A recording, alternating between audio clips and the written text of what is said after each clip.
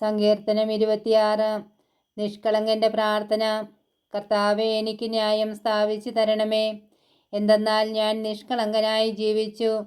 ചാഞ്ചല്യമില്ലാതെ ഞാൻ കർത്താവിൽ ആശ്രയിച്ചു. കർത്താവേ, എന്നെ പരിശോധിക്കുകയും പരീക്ഷിക്കുകയും ചെയ്യുക. എൻ്റെ ഹൃദയവും മനസ്സും ഉരച്ചു നോക്കുക. അങ്ങയുടെ കാരുണ്യം എൻ്റെ കൺമുൻപിലുണ്ട്. അങ്ങയുടെ സത്യത്തിൽ ഞാൻ വ്യാപരിച്ചു. കപട ഹൃദയരോട് ഞാൻ സഹവസിച്ചിട്ടില്ല. വഞ്ചകരോട് ഞാൻ കൂട്ടുകൂടിയിട്ടില്ല. ദുഷ്കർമ്മികളുടെ സമ്പർക്കം ഞാൻ വെറുക്കുന്നു.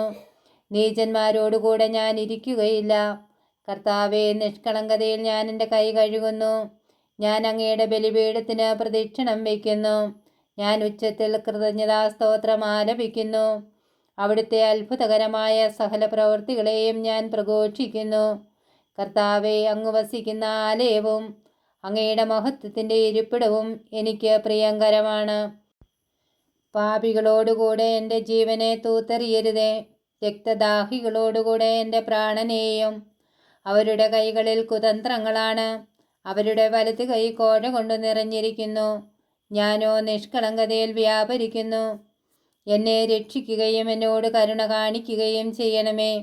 നിരപ്പായ ഭൂമിയിൽ ഞാൻ നിലയുറപ്പിച്ചിരിക്കുന്നു. മഹാസഭയിൽ ഞാൻ കർത്താവിനെ വാഴ്ത്തും.